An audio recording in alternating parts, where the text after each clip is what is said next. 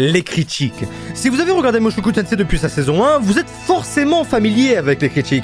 Certaines sont vraies, certaines sont de mauvaise foi, mais une chose est sûre, il y en a beaucoup. Et on est tous d'accord pour dire que la série a plein de défauts, que les personnages ont plein de défauts. C'est le principe même de la série de nous dire qu'on peut faire des erreurs.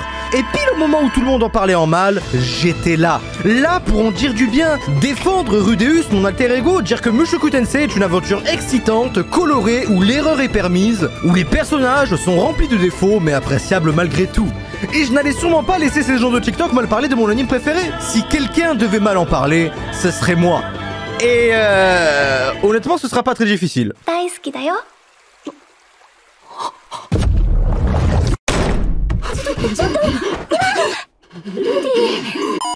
Elle lui a fait un bisou. Alors, vous pouvez très bien me dire que je fais ça pour l'argent, tu surfes sur le buzz parce que c'est Mushoku Tensei, tu sais que ça marche. Mais honnêtement, vous pouvez pas reprocher à un obèse de vouloir sa part du gâteau. Ah, merci. Ah, aussi, je vais spoiler toute la partie 2. Ah, le premier épisode de la partie 2 nous remet doucement dans le bain avec ses décors pastels, ses plans de château, ses plans de petits oiseaux avec les fenêtres ouvertes, ses plans On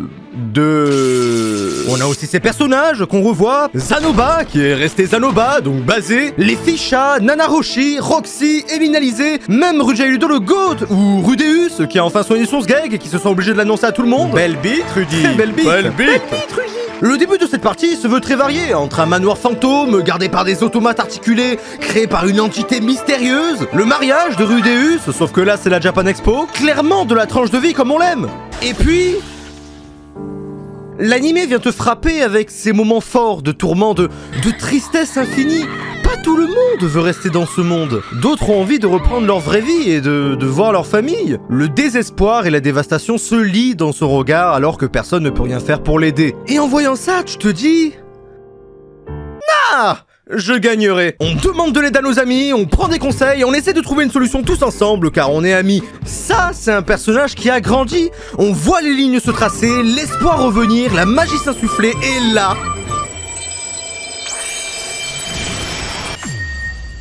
une bouteille en plastique. Oh. Attendez, tout ça pour... La partie 2 de la saison 2, soyons d'accord, est incroyable. Le mariage de Rudeus, l'ambiance qui se dégage de ces petits personnages colorés. On a un Rudeus qui a grandi, qui agit enfin comme un adulte, qui aide sa sœur comme lui on l'a aidé. L'arc avec Paul qui a besoin d'aide pour sauver sa mère est incroyable. Et Linalizé qui l'accompagne en cheval. De toute façon, c'est toujours les plus bonnes qui finissent par chevaucher des gros blacks. Retrouvailles, combats, animation, musique, tout était parfait. Ouais, mais du coup, c'est quoi le vrai problème de Mushoku? Laisse-moi y venir! Qu'est-ce qui, à votre avis, rassemble tous ces événements entre eux? Quelle problématique est le moteur même de l'intrigue et de notre malheur? Qu'est-ce qui est chevelu, parle beaucoup et a de meilleures notes en sport? Qu'est-ce qui est un obstacle depuis le début de l'aventure? Quel est le vrai problème de Mushoku Tensei? Les femmes. Ah non, y a pas de vanne, non, enfin si, j'avais pas une vanne sur les arabes, mais ils me l'ont volé. Littéralement tous les problèmes de Mushoku Tensei sont au féminin. La dépression de Norn, le moyen de téléportation donné par Nanahoshi qui est une femme, qui a amené Rudeus plus vite à sa perte, accompagné par qui? Elinalizé, qui est une femme, la même qui va inciter Roxy à profiter de la vulnérabilité de Rudy pour le baiser. Roxy qui est, appelez-moi, une femme. Oh, comme c'est bizarre. Et ça ne s'arrête pas là. La dépression post-saison 2 provoquée par Eris, une femme, encore une fois. L'autre dépression causée par l'anéantissement de sa confiance en soi, causée par Sarah qui est une femme, ce qui n'aurait peut-être pas été le cas en 2024. Mais le problème, plus que les femmes dans l'animé, parce qu'on est déjà habitué des histoires écrites par des hommes qui n'ont jamais vu de femmes en vrai, c'est surtout ce qu'on en fait. Le problème, c'est pas qu'il y ait des femmes, parce que heureusement on a du bon casting féminin dans l'animé. Le problème, c'est les femmes dans le harem. Le harem tout court même. Prenez Roxy, par exemple, qui dans le passé était le maître de Rudeus en apprentissage de la magie, un mage incroyable, voyage de 7 ans pour recueillir des informations, propre histoire, propre passé et conviction. Et puis, dès qu'elle apparaît comme amoureuse de Rudeus, un peu trop vite même, si vous voulez mon avis, mais bon, c'est une caractéristique des harems, bah c'est fini. Y a plus rien. Tout ce qu'on a, c'est des hihi, Yuki déçu, arigato. Allez, bébou, fais Bakugo. Deku. Wow. Deku. Wow. je te gnoque. Je vais me faire des ennemis. Tous les nombreux aspects de ses objectifs au cours de ses nombreuses années de vie sont annulés. Elle n'est rien de plus qu'une fille amoureuse de Rudeus. Elle n'est même plus son propre personnage avec ses propres objectifs, mais juste une autre compagne de Rudeus. Un potentiel membre du harem. Et en tant que fan de Mushoku Tensei, on est passé par beaucoup d'épreuves qui normalement feraient drop la série à n'importe qui. Pour ça que si on est encore là à regarder la saison 2, c'est que ce genre de débat n'a même plus lieu d'être. Mais si je continue, c'est parce que j'ai signé pour ça. Et pas pour ça. Je boycotte tous les trucs de harem de merde. Les meufs sont juste des objets parce que je suis féministe maintenant. Je boycotte même Burger King, McDo, Quick, le RN. J'ai d'abord cherché à un peu mieux comprendre pourquoi je n'aime pas les harems. J'ai d'abord regardé cette vidéo pour voir si je pouvais me faire un avis, mais je n'ai vu que des femmes en train de parler, alors j'ai arrêté. Et là j'ai compris. Eureka! En fait, les harems sont faits pour nous casser les couilles. C'est pas que je n'aime pas Roxy ou Sylphie, c'est que je n'aime pas ce qu'elles sont devenues à présent. Juste les membres d'un harem. Et le problème n'est pas du tout la polygamie. Enfin, je veux dire, je peux accepter des dragons, de la magie, des donjons, que des elfes puissent exister, mais pas que quelque part, dans quelque religion, culte, tradition que ça soit, quelqu'un puisse avoir plusieurs femmes. Le problème, c'est que tout devient trop facile dans la relation, comme si tout était déjà acquis. Et comme on sait que ça forme à présent un harem, on n'est plus tellement étonné de la réaction-action des membres du harem, qui sont juste follement et aveuglément amoureuses de Rudeus, au point de le laisser briser sa promesse aussi facilement, sans aucune répercussion. Si ça rend le héros heureux, alors les membres de son harem le suivront. C'est une règle du harem dont on ne peut pas échapper, peu importe si l'œuvre ou pas est originale de base. Et c'est ce que je déteste là-dedans. Nous ne sommes plus là face à des personnages simples, mais juste des coquilles vides qui disent oui à tout, qui ne sont là à présent que pour satisfaire les envies du héros. Littéralement le cliché qu'on retrouve dans tous les isekai qui pourtant s'en éloignaient beaucoup. Les conséquences sont ce qui manque le plus dans cette saison. Des conséquences, vous allez me dire, il en a déjà eu beaucoup quand il a décidé d'aller aider son daron. C'est vrai, mais il le savait déjà.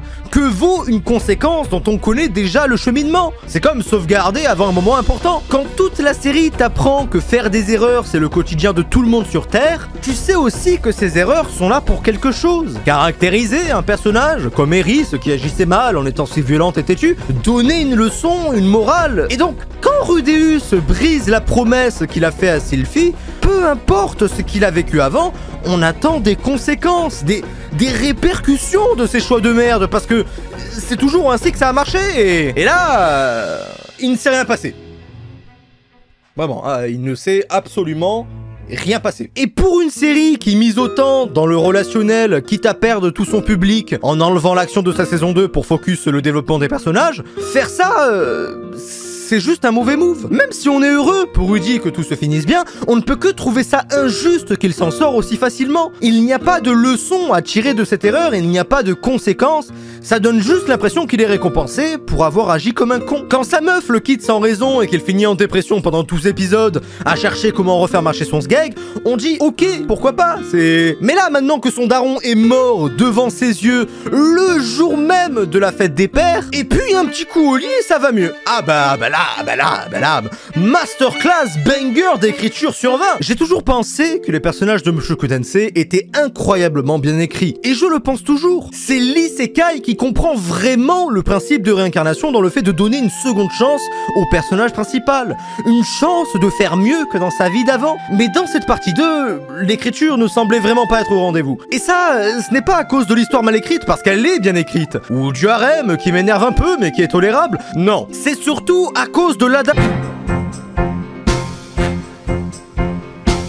Alors, j'ai lu le light novel et je sais pourquoi ça donne cette impression. Pour pas mal de scènes manquantes d'abord, où Rudeus lui raconte carrément l'histoire de sa réincarnation, sous couvert d'une autre histoire, mais globalement il lui raconte. Les 3 semaines de dépression de Rudeus qui ont duré 2 minutes à l'écran, le fait qu'Elinalisé a menti et dit que Roxy était enceinte pour que Rudy ne l'abandonne pas, parce que sinon il l'aurait fait. Donc Rudy est au final un homme de parole, plus ou moins. L'écriture dans cette saison semblait être l'écriture de n'importe quel isekai isekai harem fantasy, et c'est ça qui me casse les couilles. Parce que ce qu'il y a à blâmer, ce n'est même pas l'histoire même, c'est l'adaptation de l'histoire. Ok, on a eu des combats de fous, très bien animé, ça a fini en tété tuteur, tranquille. La mort de Paul était marquante, très triste, on était vraiment choqués. Mais si tu ne mets pas tous ces détails, tous ces moments importants qui te font voir les scènes autrement, bah ça paraît plat. Comme Roxy en fait. Ah bah oui, j'ai le droit, attendez. Ça paraît vide et dénué de sens, tu te demandes pourquoi le personnage fait ça au moment où il le fait. Et ce pourquoi je suis si déçu, c'est parce que j'aime Mushoku Tensei. Et j'ai toujours cru qu'il continuerait de servir le même objectif. Faire des erreurs, faire de nouvelles erreurs, apprendre de ces erreurs-là et devenir une meilleure personne. Et c'est la première fois où j'ai eu l'impression que non. Non, pas du tout. Au final, c'est peut-être pas ça. Peut-être qu'on est en Arabie Saoudite depuis le début et qu'en fait c'est tout à fait normal. Ah, vous entendez? C'est ma musique. Les gens aiment surtout les choses parfaites. Ils aiment voir ce qu'ils souhaitent ou ce qu'ils veulent devenir dans l'animé. Ils veulent une sorte d'idéal. Personne ne veut voir comment ils sont vraiment et comment nous faisons des erreurs malgré nos efforts. Cet anime nous montre exactement cet imparfait et ne s'en détourne pas comme les autres isekai. C'est pour ça que la série a ses défauts et que comme moi, on peut ne pas apprécier certains aspects.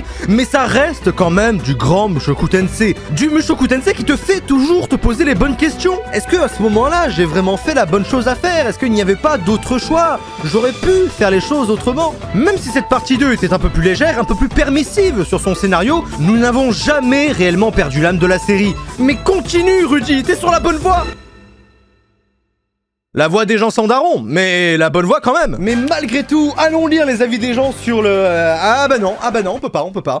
Crunchyroll a enlevé les avis sur sa plateforme. Y a plus d'avis, y a plus rien. Vous voulez dire que les prix augmentent, les serveurs bug quand on est plus de 3 dessus, moins d'animés, VF de merde avec mixage douteux, traduction faite par IA, et maintenant les commentaires. Mais vous foutez de ma gueule, putain. Et m'on gagne pas à moi, et m'on gagne pas à moi, mais sans ça me pomper ma cul, merde. Et mon taf à moi, on y pense. C'est où que je vais trouver les commentaires cons pour en rigoler en vidéo? Le meilleur Isekai, il fait Tate no Yusa.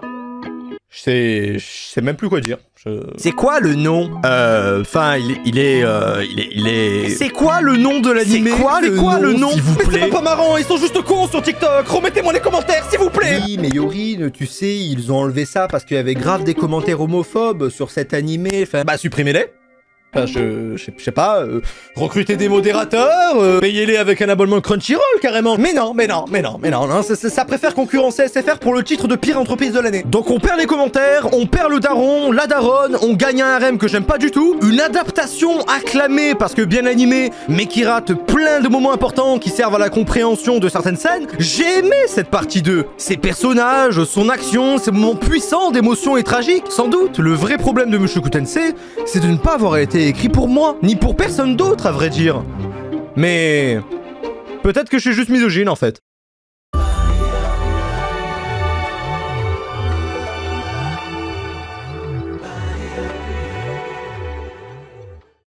Il fait 32 degrés, je suis en train de mourir, mais bon, je mets des chemises parce que je suis un trou du cul.